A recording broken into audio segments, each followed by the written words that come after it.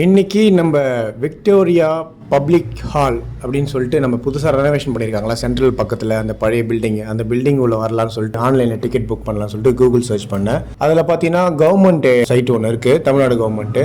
அந்த சைட்டுக்குள்ளே போனோம் அப்படின்னா புக் விசிட் அப்படின்னு சொல்லிட்டு ஒரு ஆப்ஷன் ஒன்று வரும். அந்த புக் விசிட் உள்ள போயிடுங்க. போயிட்டதுக்கப்புறம் இமெயில் ஐடி டெக்ஸ்ட் பண்ணுங்கள். இமெயில் டெக்ஸ்ட் பண்ணோடனே உங்களுக்கு ஒரு ஓடிபி வரும். எத்தனை நம்பர் வேணும், எவ்வளோ பேமெண்ட் வேணுன்ற ஆப்ஷன்ஸ்லாம் உங்களுக்கு காமிக்கும். கூகுள் பேமெண்ட் மூலிமா ஸ்கேனர் வரும், அதை நீங்கள் பே பண்ணிடலாம். ஸோ இந்த செக்ஷன் முடிஞ்சிருச்சு.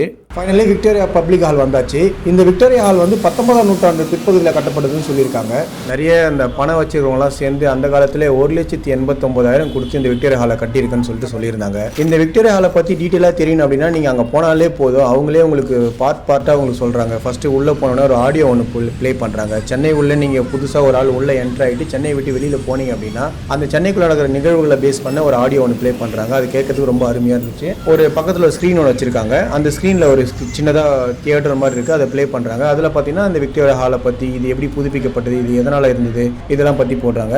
அப்புறம் எழுத்துப்பூர்வமாகவும் புகைப்பட வகையாகவும் சொல்லிட்டு இந்த ஹாலை பற்றி நிறைய டீட்டெயிலிங் பண்ணியிருக்காங்க. அது ரொம்ப அழகாக இருந்தது பார்க்குறதுக்கு. நம்ம கலாச்சார அடிப்படையில் இருக்கிற அந்த தப்பட்டை, அதுக்கப்புறம் பனைமரத்தில் செஞ்சு ஏதோ சொல்லுவாங்க இல்லைங்களா, அந்த மாதிரி நம்ம தமிழ் கலாச்சாரத்தில் இருக்கிற எல்லா விஷயங்களையுமே அதில் வச்சுருக்காங்க. பார்க்கலாம். ஏசி இது வேறு, அது ரொம்ப ரொம்ப கம்ஃபர்டபுளாக இருக்கும் உங்களுக்கு. கிரவுண்ட் ஃப்ளோர், ஃபர்ஸ்ட் ஃப்ளோர் இருக்குது. ஃபர்ஸ்ட் ஃப்ளோர் போகலாம் அப்படின்னு சொல்லிட்டு மேலே ஏறினேன். படிக்கட்டு வந்து உட்டன் டைப்பில். அந்த சவுண்ட்லாம் பார்த்தீங்கன்னா ரொம்ப அழகாக இருந்தது. டும் டும் சவுண்ட்லாம் படிக்கட்டில். ஏன்னா மரப்பலகை இல்லைங்களா, பார்க்க ரொம்ப அழகாக இருந்தது. மேலே ஏறின உடனே மேலேயும் ஒரு சில விஷயங்கள்லாம் இருந்தது. எனக்கு ஆச்சரியமான விஷயம்னா அந்த காலகட்டத்தில் இந்த அரங்கம்னு சொல்லுவாங்க இல்லைங்களா, அதாவது நம்ம டான்ஸு, அப்புறம் இயலிசை நாடகம், மியூசிக் வாசிக்கிறாங்க, அதுக்கெல்லாம் அரங்கம்னு சொல்லிட்டு ஒரு விஷயத்தை வடிவமைச்சிருக்காங்க. அந்த அரங்கத்தை பார்க்கவே வந்து பார்த்தீங்கன்னா அப்படியே நம்ம அந்த 80களில் கூட்டிகிட்டு போய் ஒரு ஃபீல் கிடைச்சிது. மேலே டாப்பில் அண்ணாந்து பார்த்தோம் அப்படின்னா அந்த கூரைகள் எல்லாமே ரொம்ப அழகாக இருந்தது. மரப்பலகினாலே அந்த தடுத்து சூப்பராக பண்ணியிருக்காங்க. எப்படி இவ்வளோ ஸ்ட்ராங்காக இந்த கன்ஸ்ட்ரக்ஷன்லாம் கட்டியிருக்காங்கன்னு தெரியல. அதே மாதிரி இந்த கன்ஸ்ட்ரக்ஷனை அச்சு பிசுறாமல் பெரிய வித்தியாசம் இல்லாமல் சூப்பராக ரெக்கவர் பண்ணி எடுத்து வந்திருக்காங்க தமிழ்நாடு கவர்மெண்ட்டு. அவங்களுக்கு பெரிய அப்ரிஷியேட் பண்ணி ஆகணும் நம்ம. அது இல்லாமல் வெளியில் பார்த்தீங்கன்னா ட்ராம்ப்னு சொல்லிட்டு ட்ரெயின் இருக்கு இல்லையா, அதுவும் சரி. பல்லாவரம் டு கீழடி வரைக்கும் இருக்கிற நம்ம தமிழர்கள் கலாச்சாரத்தை பேஸ் பண்ண ஒரு சின்னதாக ஒரு இது பண்ணியிருக்காங்க. அதையும் போய் பாருங்கள். ஓவரால் இந்த பில்டிங்கை பார்க்குறதுக்கே எனக்கு ரொம்ப ரசனையாக சூப்பராக இருந்தது பார்க்குறதுக்கு. அந்த செக்யூரிட்டி ரொம்ப அதிகமாக இருக்காங்க.